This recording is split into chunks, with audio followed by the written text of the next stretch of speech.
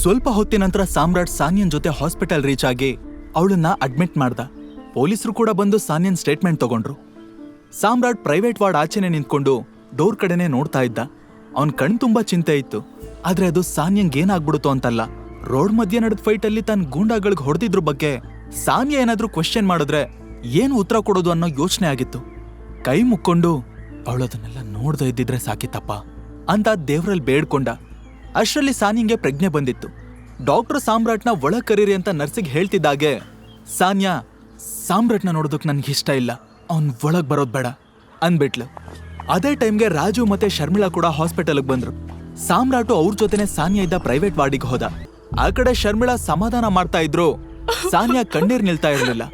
ಅಮ್ಮ, ಅವ್ರು ನಮ್ ಕಾರ್ ಯಾಕೆ ಅಡ್ಡ ಹಾಕಿದ್ರು ಅಂತಾನೂ ಗೊತ್ತಿಲ್ಲಮ್ಮ. ಯಾರೋ ಪ್ರಿನ್ಸ್ ಅನ್ನೋನ್ ಸತ್ತಿದ್ದಾನೆ ಅಂತ ಹೇಳ್ತಿದ್ರು. ಅವ್ನ್ ಯಾರು ಅಂತ ನನಗ್ ನಿಜವಾಗ್ಲೂ ಗೊತ್ತಿಲ್ಲ. ಅಲ್ಲೊಬ್ಬ ಏನ್ ಹೇಳ್ದ ಗೊತ್ತಾ, ಪ್ರಿನ್ಸ್ ಸತ್ತಿರೋದಕ್ಕೆ ಇಡೀ ಬೆಂಗಳೂರು ಮೇಲೆ ರಿವೆನ್ಸ್ ತಗೋತಾರಂತೆ. ನನಗ್ ತುಂಬಾ ಭಯ ಆಗ್ತಿದೆ ಅಮ್ಮ. ಸಾಮ್ರಾಟ್ಗೆ ಏನೋ ಫ್ಲಾಶ್ ಆಯ್ತು. ಓಹೋ, ಅವತ್ತು ದಿಕ್ಪಾಲ್ ಹೋಟೆಲ್ ಆಚೆ ಜಾನಿನ ಹೊಡಿತಾ ಇದ್ದ ವ್ಯಕ್ತಿ ಇದೇ ಪ್ರಿನ್ಸ್ ಅನ್ಸತ್ತೆ. ಜಾನಿನ ಸೇವ್ ಮಾಡೋದಕ್ಕೋಸ್ಕರ ನಾನು ಅವನಿಗೆ ಸರಿಯಾಗಿ ಬಾರಿಸಿದ್ದೆ. ಆದ್ರೆ ಸಾಯೋ ರೇಂಜ್ಗೇನು ಹೊಡೆದಿರ್ಲಿಲ್ವಲ್ಲ. ಆದ್ರೂ ಹೆಂಗ್ ಸತ್ತೋದ? ಅವತ್ತು ಈ ಇಶಾಂತ್ ಕೂಡ ಅಲ್ಲೇ ಇದ್ದ ಅನ್ಸತ್ತೆ. ಅವನ್ ಖಂಡಿತ ನನ್ನನ್ನು ನೋಡಿರ್ತಾನೆ. ಅದಕ್ಕೆ ಇವತ್ತು ಸಾನ್ಯನ್ ಕಾರ್ಗಡ್ಡ ಹಾಕಿರೋದು. ಸಾಮ್ರಾಟ್ ಒಂದಕ್ಕೊಂದು ಸಿಂಕ್ ಮಾಡಿ ಕರೆಕ್ಟಾಗಿ ಅರ್ಥ ಮಾಡ್ಕೊಂಡ. ಯಾರು ಎಷ್ಟೇ ಸಮಾಧಾನ ಮಾಡಿದ್ರು ಸಾನ್ಯಾ ಮಾತ್ರ ಆ ಶಾಕಿಂದ ಆಚೆ ಬಂದಿರ್ಲಿಲ್ಲ.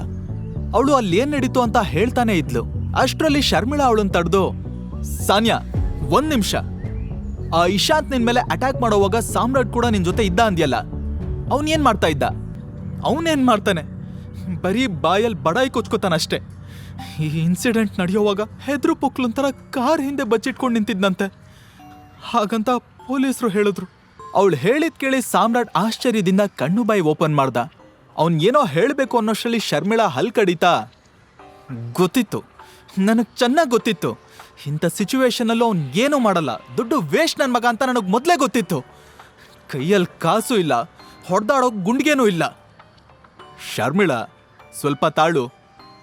ರಾಜೀವ್ ಹಣೆ ಉಚ್ಕೋತಾ ಅವಳನ್ನ ತಡ್ದ. ಇಲ್ಲ ರಾಜೀವ್, ನೀನ್ ಇವನ್ ಪರವಾಗಿ ಮಾತಾಡ್ಬೇಡ. ಇವನು ನಂಬರ್ 1 ಹೇಳಿ ಕೆಲ್ಸಕ್ಕೆ ಬಾರ್ದೇ ಇರೋನು. ಪಾಪ ಸಾನ್ಯಾ ಅಂತ ಕೆಟ್ಟ ಗಳಿಗೆನಲ್ಲಿ ಅವಳನ್ನ ಬಿಟ್ಟು ಕಾರ್ ಹಿಂದೆ ಹೋಗಿ ಬಚ್ಚಿಟ್ಕೊಂಡಿದ್ದಾನಲ್ಲ, ಇನ್ನೆಂತವನು ಇರ್ಬೇಕು ಇವನು. ಛೇ!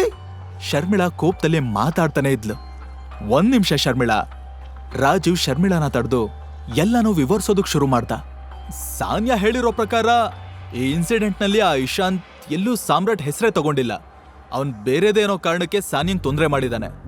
ನೀನ್ ಸುಮ್ನೆ ಏನೇನೋ ಊಹೆ ಮಾಡ್ಕೊಂಡು ಸಾಮ್ರಾಟ್ ಮೇಲೆ ಕೋಪ ಮಾಡ್ಕೋಬೇಡ.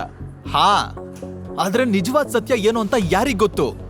ಈ ಅಯೋಗ್ಯ ಯಾರ್ಯಾರ ಹತ್ರ ಜಗಳ ಆಡ್ಕೊಂಡಿದ್ದಾನೋ ಏನೋ, ಅವರು ಇವನನ್ನೇ ಹುಡ್ಕೊಂಡ್ ಬಂದಿರ್ಬಹುದು.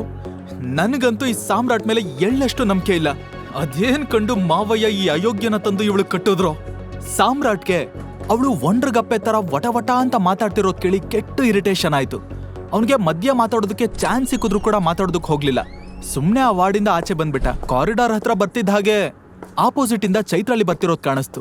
ಅವಳು ಸಾಮ್ರಾಟ್ನ ನೋಡಿದ ತಕ್ಷಣ, ಸಾನ್ಯಾಗ್ ಪ್ರಜ್ಞೆ ಬಂದಿದ್ಯಾ ಅಂತ ಕೇಳಿದ್ಲು. ಸಾಮ್ರಾಟ್ ಹೌದು ಅಂತ ತಲೆ ಆಡಿಸ್ತಾ. ಅವನ್ ಇಳಿದೋಗಿರೋ ಮುಖ ನೋಡಿ ಚೈತ್ರಾಲಿಗೆ ಫಸ್ಟ್ ಅವ್ನ್ ಯಾಕೆ ಹಾಗಿದ್ದಾನೆ ಅಂತ ತಿಳ್ಕೋಬೇಕು ಅನ್ನಿಸ್ತು. ಬೇಡ, ಯಾವ್ದಕ್ಕೂ ಫಸ್ಟ್ ಸಾನ್ಯನ್ ನೋಡ್ಕೊಂಡ್ ಬಂದ್ಬಿಡೋಣ ಅಂತ ಏನೋ ಹೇಳ್ದೆ ವಾರ್ಡ್ಗೆ ಹೋದ್ಲು. ಸ್ವಲ್ಪ ಹೊತ್ತಿನ ನಂತರ ಸಾನ್ಯನ್ ವಿಚಾರಿಸ್ಕೊಂಡು ಆಚೆ ಕಾರಿಡಾರ್ಗೆ ಬಂದ್ಲು.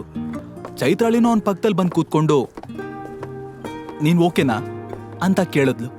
ಸಾಮ್ರಾಟ್ ಚೈತ್ರಾಲಿ ಕಡೆ ನೋಡ್ದೇನೆ ಸುಮ್ನೆ ಹೂ ಅಂತ ತಲೆ ಆಡಿಸ್ತಾ. ಸಾಮ್ರಾಟ್ ಒಂದು ಕ್ಷಣ ಉಸಿರಾಡೋದನ್ನ ನಿಲ್ಸಿ ಯೋಚನೆ ಮಾಡೋದಕ್ ಶುರು ಮಾಡ್ದ.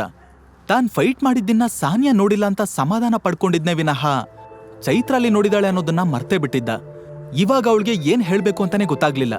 ಚೈತ್ರಾಲಿ ಮುಗುಳ್ನಗ್ತಾ, ನೀನು ತುಂಬಾ ಡೇಂಜರಸ್ ಫೈಟರ್ ಅಂತ ನನ್ಗೆ ಅರ್ಥ ಆಯ್ತು. ಬಟ್ ನೀನ್ ಫೈಟ್ ಮಾಡಿದ್ದನ್ನ ನಾನು ಇದೇ ಫಸ್ಟ್ ಟೈಮ್ ಅಲ್ಲ ನೋಡ್ತಿರೋದು. ಆದ್ರೂ ಈ ಫೈಟ್ ಮಾತ್ರ ಟಾಪ್ ನಾಚ್ ಆಗಿತ್ತು. ಅಂದ್ಹಾಗೆ ನಾನ್ ಕೇಳಿದ ಪ್ರಶ್ನೆಗೆ ನೀನಿನ್ನೂ ಉತ್ತರನೇ ಕೊಟ್ಟಿಲ್ಲ. ಯಾಕೆ ಸಾನ್ಯಾಗಿದನ್ನೆಲ್ಲ ಹೇಳಲಿಲ್ಲ? ಅದರಿಂದ ಏನ್ ಡಿಫ್ರೆನ್ಸ್ ಆಗತ್ತೆ? ಏನೂ ಆಗಲ್ಲ ಬಿಡು ಅಂತ ಸಾಮ್ರಾಟ್ ಹತಾಶೆಯಿಂದನೇ ಉತ್ತರ ಕೊಟ್ಟ. ಯಾಕೆ ಡಿಫ್ರೆನ್ಸ್ ಆಗಲ್ಲ ಸಾಮ್ರಾಟ್? ಇನ್ಫ್ಯಾಕ್ಟ್ ತುಂಬಾನೇ ಆಗತ್ತೆ. ಅಟ್ಲೀಸ್ಟ್ ಸಾನ್ಯಾ ಪೇರೆಂಟ್ಸ್ ಆದ್ರೂ ನಿನ್ನನ್ನ ಕೆಲ್ಸಕ್ಕೆ ಬಾರ್ದು ಅನ್ನೋ ತರ ಟ್ರೀಟ್ ಮಾಡೋದು ನಿಲ್ಲಿಸ್ಬಹುದು. ಬಿಡು, ನಾನು ಯಾವತ್ತಿದ್ರೂ ಅವ್ರ ಕಣ್ಣಿಗೆ ವೇಸ್ಟ್ ಬಾಡಿನೇ. ನನಗೂ ಸಾನ್ಯಾಗೂ ಯಾವ ಆ್ಯಂಗಲಿಂದನೂ ಮ್ಯಾಚ್ ಆಗಲ್ಲ. ನಮ್ ದುರಾದೃಷ್ಟಕ್ಕೆ ಇಬ್ರು ಮದ್ವೆ ಬೇರೆ ಆಗ್ಬೇಕಾಯ್ತು. ಹಾಗಾಗಿ ನಾನು ಫೋರ್ಸ್ಫುಲಿ ಏನ್ ಪ್ರೂವ್ ಮಾಡೋದು ಚೆನ್ನಾಗಿರಲ್ಲ. ಗೊತ್ತಾಗೋ ಟೈಮ್ ಬಂದಾಗ ಗೊತ್ತಾಗುತ್ತೆ. ಅಲ್ಲಿವರೆಗೂ ಸೈಲೆಂಟ್ ಆಗಿರೋದು ಒಳ್ಳೇದು. ಚೈತ್ರ ಅಲ್ಲಿ ಸಾಮ್ರಾಟ್ ಕಣ್ಗಳನ್ನೇ ನೋಡ್ತಾ, ನನ್ನಿಂದ ಏನಾದ್ರೂ ಹೈಡ್ ಮಾಡ್ತಾ ಇದ್ಯಾ? ನನ್ನ ಹತ್ರ ಏನಾದ್ರೂ ಹೇಳ್ಕೊಳ್ಳೋದಿದ್ಯಾ? ಸಾಮ್ರಾಟ್ ಗಂಟ್ಲು ಸರಿ ಮಾಡ್ಕೊಂಡು,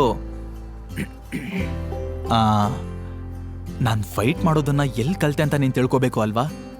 ಅದೇ ಡೌಟು ನಿನ್ನ ತಲೆಯಲ್ಲಿ ಕೊರಿತಾ ಇದೆ ತಾನೆ? ಹೇಳ್ತೀನಿ ಕೇಳು. ನಾನೊಬ್ಬ ಅನಾಥ. ನಾನು ಅಲಿತಾ ಇದ್ದ ಗಲ್ಲಿನಲ್ಲಿ, ನಾನು ಬೆಳೆದಿರೋ ಸ್ಲಮ್ಗಳಲ್ಲಿ, ನಾನು ಓದಿರೋ ಸ್ಕೂಲು ಕಾಲೇಜ್ನಲ್ಲಿ ಎಲ್ಲ ಕಡೆ ನನ್ನ ಅಸ್ತಿತ್ವ ಉಳಿಸ್ಕೋಬೇಕು ಅಂತ ಫೈಟ್ ಮಾಡ್ತಾನೆ ಬಂದೆ. ಆ್ಯಕ್ಚುಲಿ ಹಾಗೆ ಫೈಟ್ ಮಾಡೋದು ನನಗಿಷ್ಟ ಇಲ್ಲ, ಬಟ್ ಅನಿವಾರ್ಯ. ಈ ಸ್ವಾರ್ಥದ ಪ್ರಪಂಚದಲ್ಲಿ ಫೈಟ್ ಮಾಡಿದೆ ನಾನು ಬದುಕೋದಕ್ಕೆ ಸಾಧ್ಯನೇ ಇರಲಿಲ್ಲ. ನಾನು ಬದುಕೋದಕ್ಕೋಸ್ಕರ ಫೈಟ್ ಮಾಡಲೇಬೇಕಿತ್ತು ಅಂತ ಹೇಳಿ ತಲೆ ತಗ್ಗಿಸ್ತಾ. ಅಕಸ್ಮಾತ್ ಚೈತ್ರಾಲಿ ಏನಾದರೂ ಈಗ ಅವ್ನ ಕಣ್ಣು ನೋಡಿದಿದ್ರೆ ಅವ್ನು ಸುಳ್ಳು ಹೇಳ್ತಿದ್ದಾನೆ ಅನ್ನೋದು ಗೊತ್ತಾಗಿರೋದು. ಅವಳು ಕೂಡ ಡೀಪ್ ಬ್ರೆತ್ ತಗೊಂಡು, ಆಲ್ ರೈಟ್, ನಾನೀಗ ಹೊರಡ್ತೀನಿ, ಮತ್ತೆ ಯಾವಾಗ್ಲಾದ್ರೂ ಸಿಗೋಣ, ಆರಾಮಾಗಿ ಕೂತ್ಕೊಂಡು ಮಾತಾಡೋಣ ಅಂತ ಹೇಳಿ ಸ್ಮೈಲ್ ಮಾಡ್ತಾನೆ ಹಾಸ್ಪಿಟ್ಲಿಂದ ಹೊರಟ್ಲು. ಶರ್ಮಿಳಾ ಸಾನ್ಯಾ ಕೈ ಹಿಡ್ಕೊಂಡು, ನಾವು ಮನೆಗೆ ಹೋಗ್ತಾ ಇದ್ದೀವಿ, ನೀನ್ ಇಲ್ಲೇ ಕೂತಿರ್ತೀಯೋ ಮನೆಗೆ ಬರ್ತೀಯೋ ಯೋಚನೆ ಮಾಡು, ನಮ್ಮ ಜೊತೆ ಅಂತೂ ಕರ್ಕೊಂಡು ಹೋಗಲ್ಲ ಅಂತ ಹೇಳಿದ್ಲು. ಸಾನ್ಯಾ ಕೂಡ ಅದೇ ಅರ್ಥದಲ್ಲಿ ಸಾಮ್ರಾಟ್ಗೆ ಒಂದು ಲುಕ್ ಕೊಟ್ಲು. ಸಾನ್ಯಾ, ಲೆಟ್ಸ್ ಗೋ ಅಂತ ಹೇಳಿ ಶರ್ಮಿಳಾ ಅವಳನ್ನ ಕರ್ಕೊಂಡು ಹೊರಟ್ಲು. ಆ ಮನೇಲಿ ಯಾರಾದ್ರೂ ಸಾಮ್ರಾಟ್ನ ಸ್ವಲ್ಪ ಕಾಳಜಿ ಮಾಡ್ತಾರೆ ಅಂದ್ರೆ ಅದು ರಾಜೀವ್ ಮಾತ್ರ. ಸಾಮ್ರಾಟ್ ಕಾರ್ಕಿ ತಗೊಂಡು ಸೀದಾ ಸಾನ್ಯಾ ಕಾರಲ್ಲಿ ಬಂದು ಕೂತ್ಕೊಂಡ.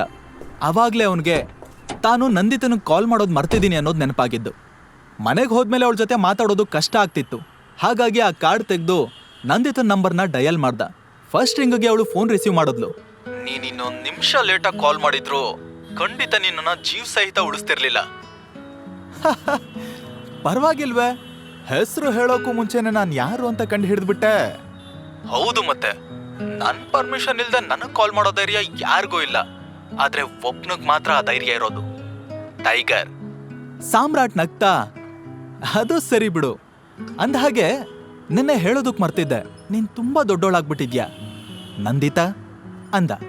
ಸಾಮ್ರಾಟ್, ಪ್ಲೀಸ್ ಡೋಂಟ್ ಕಾಲ್ ಮಿ ನಂದಿತಾ. ಅದನ್ ಕೇಳಿ ಸಾಮ್ರಾಟ್ ಒಂದು ಕ್ಷಣ ಸುಮ್ನಾದ. ಆಮೇಲೆ ಕ್ಯೂರಿಯಸ್ ಆಗಿ, ಯಾಕೆ, ನಿನ್ ಹೆಸರು ನಂದಿತಾನೆ ತಾನೆ ಅಂತ ಕೇಳ್ದ. ಇಲ್ಲ, ಇವಾಗ ನನ್ನ ಹೆಸರು ನಂದಿತಾ ಅಲ್ಲ. ನೀನು ಹೋದಾಗಿಂದ ನನ್ನ ಪ್ರಪಂಚ ತುಂಬಾನೇ ಬದಲಾಯಿತು. ಈಗ ಜಗತ್ತಿನ ದೃಷ್ಟಿಲಿ ನೀನ್ ಹೇಗೆ ಸಾಮ್ರಾಟ್ ಅಲ್ಲ ಟೈಗರ್ ಅಂತ ಆದ್ಯೋ ಹಾಗೆ ನಾನು ನಂದಿತಾ ಅಲ್ಲ, ನಯನ ಆಗಿದ್ದೀನಿ. ಸಾಮ್ರಾಟ್ ನಗ್ತಾನೆ ಅವಳ ಮಾತನ್ನ ಒಪ್ಕೊಂಡ. ಇಷ್ಟು ವರ್ಷದಲ್ಲಿ ಸಾಮ್ರಾಟ್ ಕೂಡ ಸಾಕಷ್ಟು ಬದಲಾಗಿದ್ದ. ತನ್ನ ತಂದೆ ಒಬ್ರು ದೊಡ್ಡ ಮಾಫಿಯಾ ಡಾನ್, ಮುಂದೊಂದ್ ದಿನ ತಾನು ಕೂಡ ಡಾನ್ ಆಗ್ತೀನಿ ಅನ್ನೋ ಇಮ್ಯಾಜಿನ್ ಕೂಡ ಮಾಡ್ಕೊಂಡಿರ್ಲಿಲ್ಲ. ಕೆಲವೊಂದ್ಸಲ ಅವನ್ಗೆ ಇದೆಲ್ಲ ಕನ್ಸು ಅನ್ನಿಸ್ತಿತ್ತು. ಇತ್ತ ನಯನ ಲೋ ವಾಯ್ಸ್ ಅಲ್ಲಿ, ಹಾ ಸಾಮ್ರಾಟ್, ಇವಾಗೇನ್ ಮಾಡ್ತಿದ್ಯಾ ನೀನು? ಫ್ರೀ ಇದ್ರೆ ಮನೆಗ್ ಬಾ ಅಂತ ಕರೆದ್ಲು. ಅವಳು ಇಷ್ಟು ಡೈರೆಕ್ಟ್ ಆಗಿ ಮನೆಗ್ ಬಾ ಅಂತ ಕರಿತಿರೋದ್ ಕೇಳಿ ಸಾಮ್ರಾಟ್ಗೆ ಒಂದು ಸೆಕೆಂಡ್ ಶಾಕ್ ಆಗೋಯ್ತು. ಹಾಗಾದ್ರೆ ಸಾಮ್ರಾಟ್ ನಯನನ ಮೀಟ್ ಮಾಡೋದಕ್ಕೆ ಅವಳು ಮನೆಗೆ ಹೋಗ್ತಾನ? ತನಗೆ ಮದ್ವೆ ಆಗಿರೋ ವಿಷಯನ ನಯನಾಗ್ ಹೇಳ್ತಾನ? ಇದಕ್ಕೆಲ್ಲ ಉತ್ತರ ಬೇಕು ಅಂದ್ರೆ ಮುಂದಿನ ಎಪಿಸೋಡ್ ಕೇಳಿಸ್ಕೊಳ್ಳಿ. Tiger returns, only on pocket FM. ಈಗ ನೀವು ಪಾಕೆಟ್ ಎಫ್ಎಂ ನಲ್ಲಿರೋ ಎಲ್ಲಾ ಶೋಗಳನ್ನ ಈಸಿಯಾಗಿ ಕೇಳಬಹುದು. ಈಗಲೇ ಡೌನ್ಲೋಡ್ ಮಾಡಿ ಪಾಕೆಟ್ ಎಫ್ಎಂ ಮತ್ತು ಕೇಳಿ ದೇಶ ವಿದೇಶದಲ್ಲಿ ಫೇಮಸ್ ಆಗಿರೋ ಟೈಗರ್ ರಿಟರ್ನ್ಸ್ ಅನ್ನೋ ಮೈ ನವಿರೇಳಿಸೋ ಕಥೆಯನ್ನ.